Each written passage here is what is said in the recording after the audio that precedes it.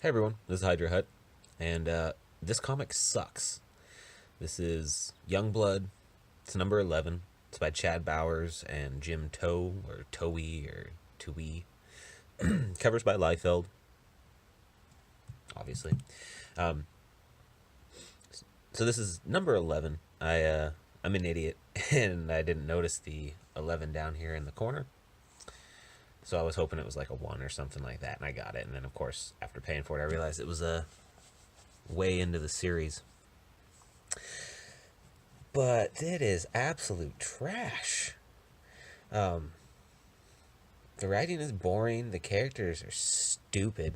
This cover is, I mean, I guess it's kind of typical Liefeld and this like gun and stuff like that. But you can tell the way he's doing women now is really more in line with the Image PC version of how to draw a woman. In other words, just very hey, look at this, just boring, very boringly drawn. Let's start with the fucking absolute cringe. So right here we're introduced to all the characters, and I had to read this because I have no idea what was going on.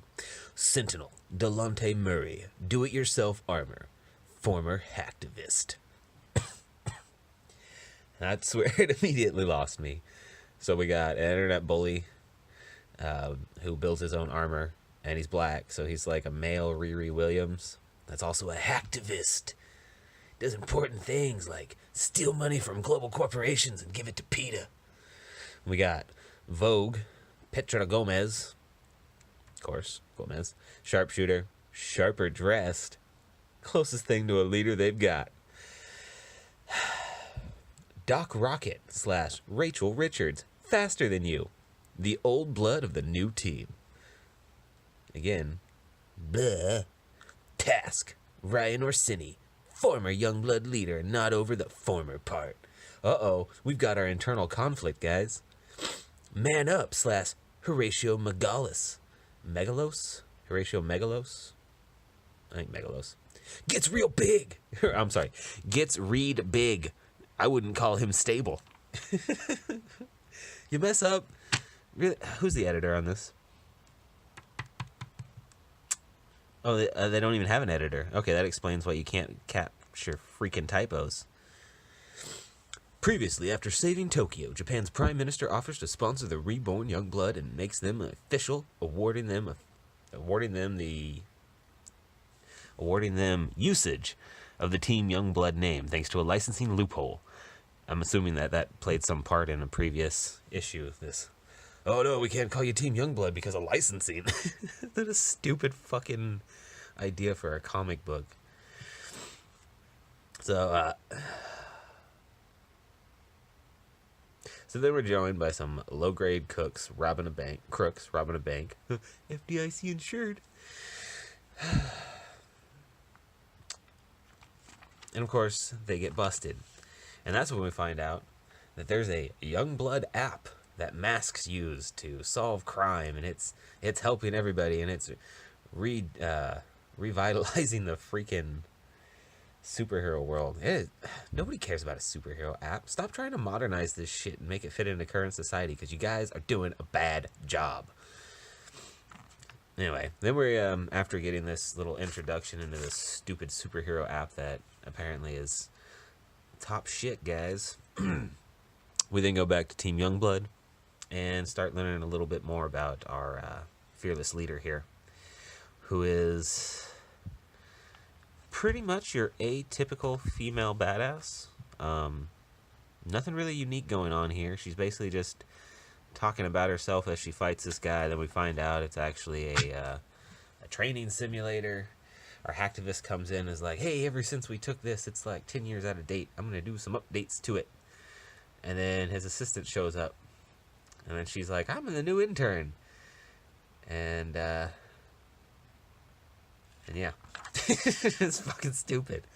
Anyway, the intern showed up to bring our hacktivist over to this guy, who is the Get Read Big. I don't know what happened because they didn't explain it in the little intro thing so much, but apparently there was some sort of conflict between these two. He shot him in the face and did this. He's pretty upset about it, and the whole reason he brought him in here was so that he could basically make him look at him and feel ashamed. And when the guy doesn't feel ashamed, he gets reed big and crushes him through the floor, and it turns into a big spat. They're arguing about over who's more suited for the Youngbloods. And then his costume shows up and beats the hell out of him, and then takes him into like what we think is a different world, but it's actually a simulator, and he was being controlled by her. And then we get this heartfelt moment where we find out that this guy is the whole reason that Team Youngbloods existed, and he helped her find herself, and then everybody's better. Literally, that's it. Everybody's better. It's just a quick 2-second heartfelt moment, and then they forget about the fact that he just fucking blasted his teammate through the floor of their freaking building. This is apparently the president. So I'm pretty out of the loop on that. I don't I don't know why there's a superhero president or anything like that. I don't like the way they handled the text messages. I've never had a phone that texted like this. Maybe that's an Apple feature. I don't do Apple, but give me little boxes or something. Just looks like somebody who's never seen a text message was like, oh, you just get words on your phone? Well, it must just be like this. And then this is where we find out, or where we kind of meet. So, like, the city shows up for no reason. They don't know where it came from. And then I don't know if this happened in... Oh, yeah, this is happening right before that city showed up. Some old woman just goes beast mode, kills a bunch of people, goes down, and then frees Sci-Fire. Liefeld's going to be drawing the next one, which is apparently going to be called Blood War. Chad Bowers is still writing it, so it's still going to be boring as hell. Man, this is just... And, like, I don't know. Very flat, boring art as well. Like, look at that. Let's go back to the fight scene. This is our lead character. And look at these dynamic panels, guys. And all this great action. Really jumps out of the page at you, doesn't it? It sucks you in. And I like... This is just a gross scar. Looks like a freaking gash on his face. Dirty slang of gash. Anyway, this is just terrible. I do not recommend this to anybody. I would say it's a waste of money. Also, apparently Image is getting into the... is trying to take some of the cooking manga market. And they have Flavor by Joseph Keating. Wook Jin Clark. Tamara Bonvillain. No wonder it sucks. So I'm also going to kind of review this. This is trash. It's about somebody who wants to be a professional chef but got kicked out of the chefing academy. So her and her dog go around stealing shit to make the ultimate food. And like, look, right here it looks like a little boy and his dog. And I thought it was. Like, here I was like, okay, that's clearly a female face. And then I got to here, I was like, oh, no, it's just a Disney boy. All right. And we got our, remember those old lifestyle magazines for kids? And they always had, like, the double-page spread of just a whole bunch of shit happening. You had to, like, find stuff. That's essentially what your opening page is Lifestyles. Was it Lifestyles? It was for kids. I might have the name wrong.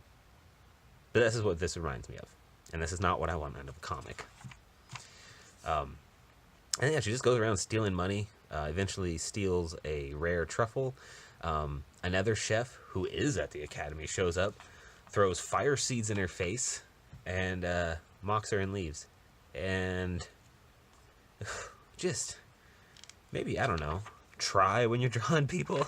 This just looks so fucking terrible.